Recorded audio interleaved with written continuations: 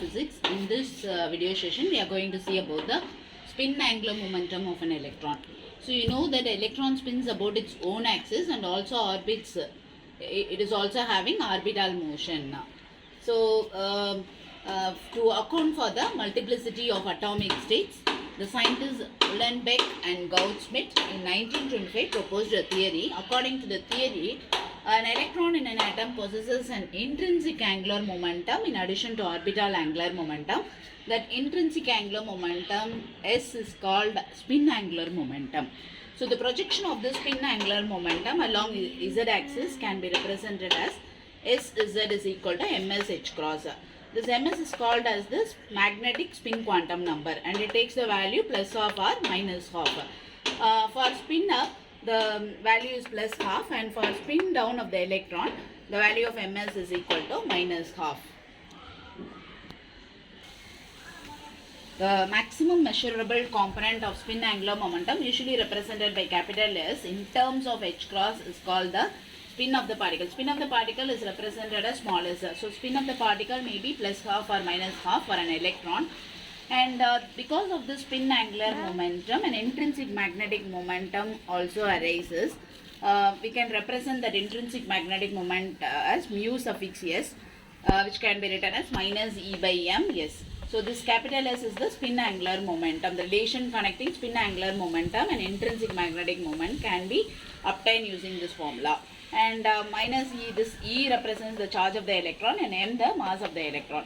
So if it is some other particle instead of electron, if it is a some other particle, so the charge of that particle, if it is a proton, means you have to substitute the charge of the proton as well as the mass of the proton.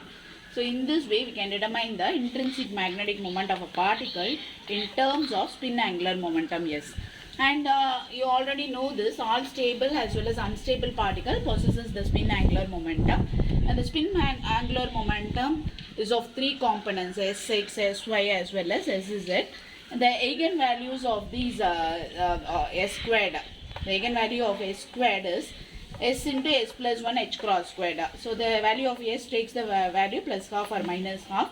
This S represents the spin of the particle, and capital S squared, this capital S is the spin angular momentum of the particle. So projection of the spin angular momentum along Z axis is represented as Sz. So the eigenvalue of Sz can be written as ms h cross. So already I told what is this ms, that is the magnetic spin quantum number, and it takes the value from plus half to minus half, and usually represented as minus s plus 1 etc. up to plus s respectively.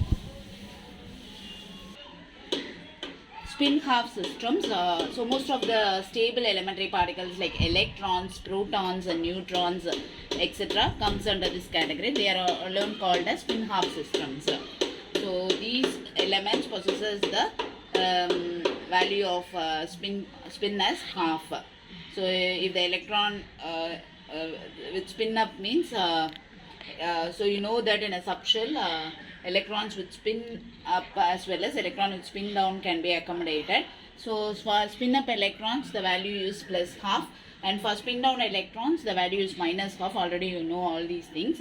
So we can represent this spin angular momentum, components of spin angular momentum Sx, Sy, Sz in terms of Pauli spin matrices sigma x, sigma y, sigma z. So Sx in terms of sigma x is half h cross sigma x. Sy can be written as half h cross sigma y. Sz is equal to half h cross sigma z.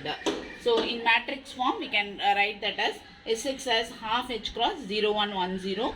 Sy as half h cross 0 minus I 0. Sz is equal to half h cross 1 0 0 minus 1.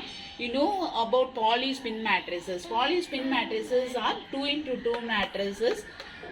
2 into 2 matrices, and it is found to be a unitary as well as a Hermitian. So that is the speciality of this Pauli spin matrix.